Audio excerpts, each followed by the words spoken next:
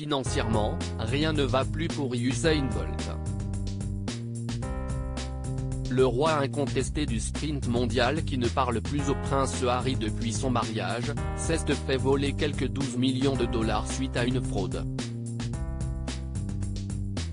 Celle-ci s'est également frottée à une quarantaine d'autres personnes fortunées, dont plusieurs personnes âgées. Suite à cette arnaque, la police enquête depuis 2 semaines sur la société d'investissement Stock & Security Limited, SSL, qui est basée à Kingston. Cette dernière détient ainsi, ou plutôt détenait, des fonds placés par le sprinter, papa de jumeaux. Son compte de 12 millions de dollars a été dépouillé dans sa quasi-totalité. Un drame pour la star de la course. Profondément aimé et admiré par son pays jamaïcain, beaucoup ont tenu à apporter leur soutien à Usain Bolt, qui ne veut plus avoir d'enfants.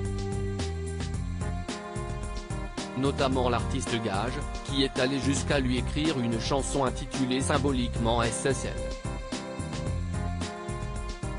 Il met notamment en lumière les injustices entre les différentes classes sociales, auxquelles sont confrontés les habitants des quartiers pauvres de la Jamaïque.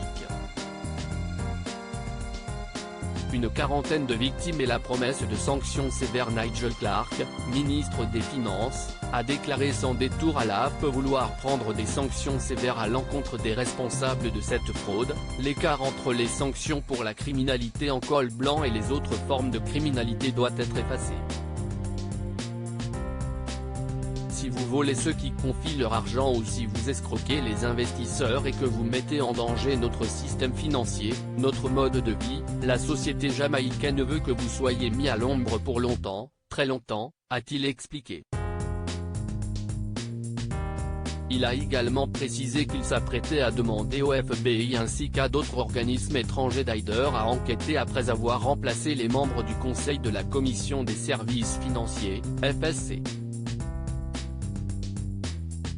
En effet, cet organisme a repris temporairement la gestion de SSL et a nommé un auditeur spécial. Aucun suspect n'a toutefois été arrêté suite à la descente de la police au domicile d'un ancien employé de la société. L'enquête est ainsi plus que tout d'actualité et Nigel Clark, avec le soutien de la police jamaïcaine, ne souhaite certainement pas en rester là ni baisser les bras. En espérant qu'Usain Bolt et la quarantaine d'autres victimes puissent obtenir justice.